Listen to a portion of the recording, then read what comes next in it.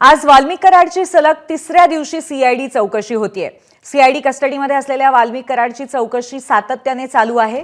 खंडणी प्रकरणामध्ये वाल्मिक कराडची आज सलग तिसऱ्या दिवशी चौकशी सीआयडीच्या अधिकाऱ्यांकडून आणि त्याचबरोबर एसआयटी स्थापन करण्यात आलेली आहे, त्या संदर्भातल्या अधिकाऱ्यांकडून सुद्धा केली जाते। गोविंद शेळके यांच्याकडून आपण अधिक माहिती घेऊया। गोविंद, नवीन काय अपडेट आहे या चौकशीबाबत?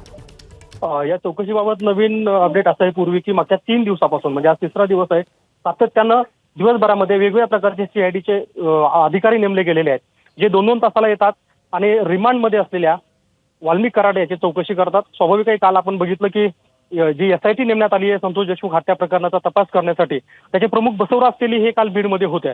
बसवराज तेली हे ज्यावेळी काल 8 वाजता पोहोचले, त्यानंतर त्यांनी 8 ते 10:30 अडीच तास जवळपास वाल्मिक कराड याची चौकशी केली आणि आज तिसऱ्या दिवशी सुद्धा सीआयडीचे अधिकारी येऊन वाल्मिक कराड याची चौकशी करतात। अर्थात आपण बघितलं की रिमांड रिपोर्ट आल्यानंतर एक गोष्ट स्पष्ट होतीये की विष्णू चाटे यांनी कबुली दिल्याचं कळतंय की त्याने वाल्मिक कराड याच्याशी फोन लावला होता, बोलणं झालं होतं, पण ते बोलणं नेमकं काय झालं होतं, कशा प्रकारे झालं होतं याचा तपास सीआयडी करते आणि आज तिसऱ्या दिवशी सुद्धा ती चौकशी सुरू आहे। पूर्वी धन्यवाद गोविंद, आपण दिलेल्या माहितीबद्दल।